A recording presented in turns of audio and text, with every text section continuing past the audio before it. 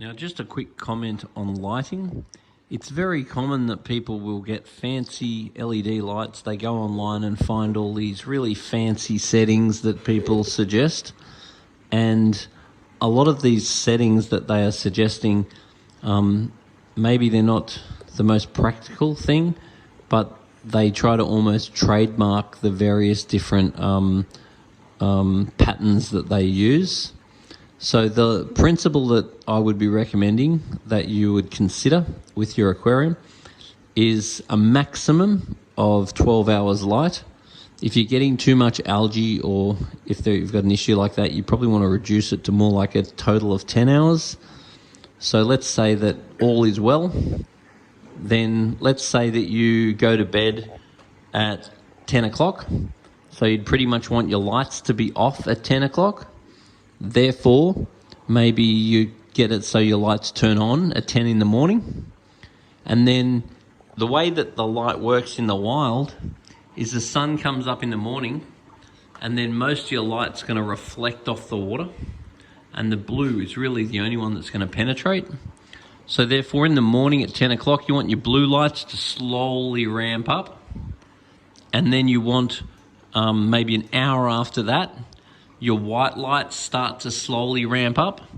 Then in the middle of that time, maybe around 4 o'clock, you might go for the peak. Now, if your lights are appropriate for the size aquarium and your corals are appropriately positioned, meaning corals that like high light are near the surface and corals that don't like high light are more towards the bottom, then it's important that your lights are run at 100% for at least a period of time. So let's say 2 hours would be fine. But it's very common that I come across people's houses and they've set their lights according to what the internet has suggested, and it looks really nice, but you really don't have enough intensity to allow the photosynthesis that you actually require. So if, at least for a period of time in the middle of the day or the middle of your light cycle, you really want your lights on at 100%. And that's assuming that your lights are appropriate for the size aquarium. If you have lights that are too big for your tank, then you must take that into consideration. Now, then I would be looking at when you watch the tank the most. So what we've said so far is 10 o'clock in the morning, your blues start.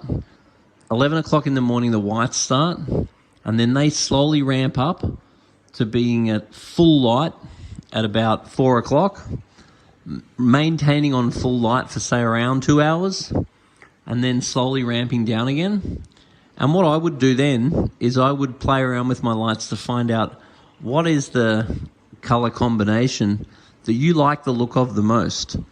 Because what I would aim to do is, if you're going to be watching the tank mostly at, say, 8 p.m., then I would be having the lights ramping down, so the combination that you really like, that looks really nice to you, is the way the aquarium is displayed around the time when you're actually going to be watching the tank. Then I would have the whites ramp down, so let's say around 9 o'clock all the whites are out, and then if you're aiming to go to bed at 10, then I'd have maybe the lights go out completely at 10. So that's the way that I run my lights. And where I find a lot of people go wrong is they get the right lights for their aquarium, but then they don't run them powerfully enough. They run them according to a preset that they've been recommended online, and therefore the intensity is not actually really utilized for the light that they've actually got. So in a perfect world, you might buy lights that are slightly more powerful for your tank. Therefore, you might run them at, say, 80%, and then you've got a little bit in the bank then, because over time maybe your diode might go out, or maybe the lights may not appear as powerful, that you can then turn them up and get a little bit more life out of them. So anyway, if you've got any comments on setting lights for your aquarium, then make sure you put a little note on the bottom of this video. But at the end of the day, if what you're doing is working, then that's awesome.